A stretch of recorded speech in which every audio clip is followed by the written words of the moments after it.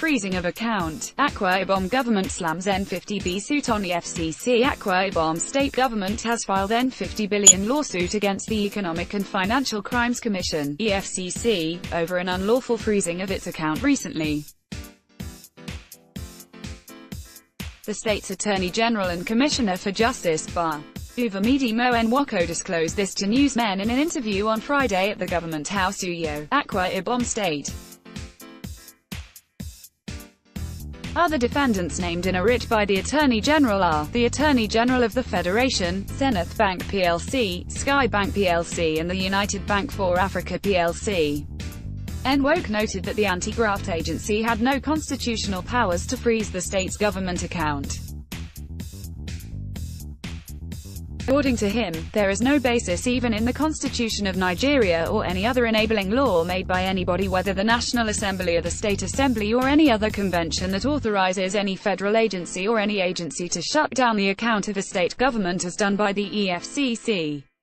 I want to state clearly that even if there were to be an investigation that the EFCC was carrying out about whether there was any fraud committed against Akwa Ibom State in that circumstance, it should be the government of Akwa Ibom that should be the victim, so there was no basis for freezing the account. They claimed that they were investigating a fraud against that state government. On whether the freezing of the state account has any political undertone, NWOC declined comment, insisting that he would pursue the matter legally and to a logical conclusion.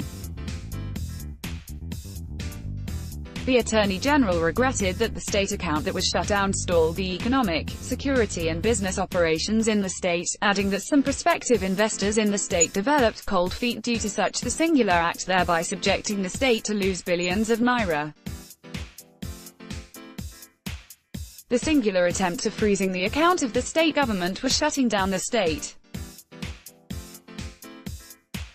Akwa Ibom State was brought down on its knees. It was an attempt to paralyze and completely demobilize the activity of the state. We could not respond to economic, security and business exigencies. Most importantly, the investors that were coming to Akwa Ibom began to have a second thought and became worried about the status of their investment. Those who were on the way began to go back, so we suffered unquantifiable losses, he said. NWOC also taunted the EFCC's report denying freezing of Akwa Ibom State government account, saying that that was a face-saving approach by the anti-graft agency. He added that the state government had every evidence to prove that its accounts were frozen. On the report of tracing about N11 billion to accounts owed by top lawyers in the country, the Attorney General said the state government had lawyers under its employ and it owed them obligation to pay them their fees, arguing whether it was unlawful for lawyers who work for a state government to receive their legitimate earnings.